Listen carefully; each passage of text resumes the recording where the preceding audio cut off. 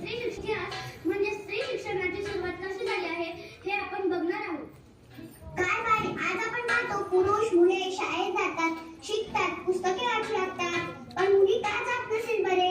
अगं बाई, तुला माहित नाही का, मुलीच्या शिक्षणाला परवानगी नाही, त्यास मान्यता नाही. स्त्रीचे जीवन म्हणजे चूल आणि मूल एवढं जवळच आहे. पण बाई, आपल्याला पण शिक्षण द्यायला पाहिजे. शिक्षण हे समाज परिवर्तनाचे माध्यम आहे.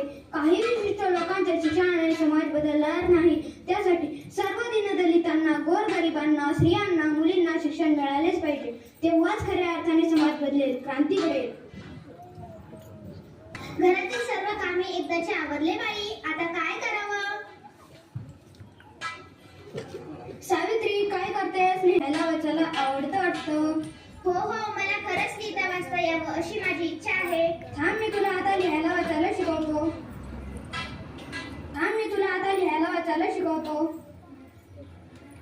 हे बघ, हे सर्व मुळाक्षरे गिरवून काढ बघू.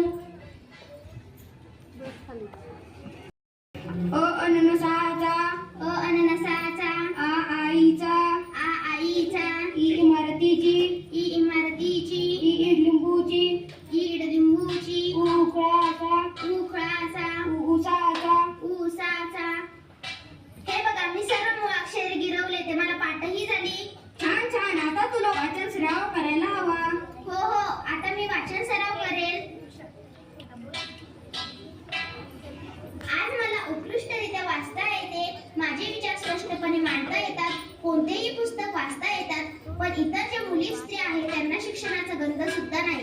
त्यांच्या मनात वाचनाबद्दल जिज्ञासा असते. त्यांना असे वाटते की आम्हालाही लिहिता वाचता यावं असं वाटतं. आणि जेव्हा त्यांना लिहिता वाचता येईल तेव्हाच माझ्या शिक्षणाला खरा अर्थ असेल. सर्व मुलींना शिक्षणाच्या प्रवाहात आणल्याशिवाय मी मुळीच शांत बसणार नाही. सावित्री, तू जो मुलीच्या शिक्षणाचा विडा उचलला आहेस तो खरोखर कौतुकास्पद आहे. पण समाजात मुलीच्या शिक्षणाला मान्यता नाही. याला सामाजिक वेगवेगळ्या समस्यांना सामोरे जावे लागेल. हो, बरोबर आहे. पण आपल्याला शांत बसून चालणार नाही. आपण याला सामोरे गेलोच पाहिजे. आपण मुलींसाठी स्वतंत्र शाळा निर्माण करू. हो. तुम्हाला काही माहिती आहे का?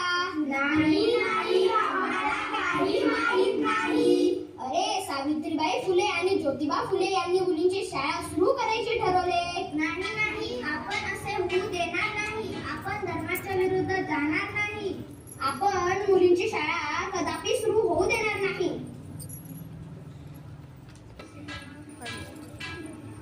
राधाबाई, सोनाबाई, हिराबाई, ताराबाई, सखूबाई, इकडे या. आजपासून तुम्ही आणि तुमच्या मुलींनी शाळेत यायचे. मी तुम्हाला लिहायला वाचायला शिकवेन. नाही, आम्ही शाळेत येणार नाही. रीतीप्रमाणे स्त्रियांनी शिक्षण घेऊ नये. हो बाई, त्यामुळे आम्ही शाळेत येणार नाही. स्त्री पुरुष दोघेही समान असतात. पुरुषांना जसे शिक्षणाचे अधिकार आहेत तसेच ते स्त्रियांनाही मिळायला हवे. आपल्याला स्त्रियांमध्ये बदल घडवायचा असेल तर आपण शिक्षण घेतले पाहिजे.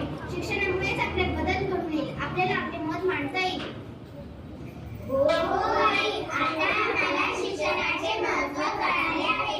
आता आम्ही आमच्या मुलीला शाळेत पाठवणार आणि आम्ही लिहायला वाचायला शिकणार.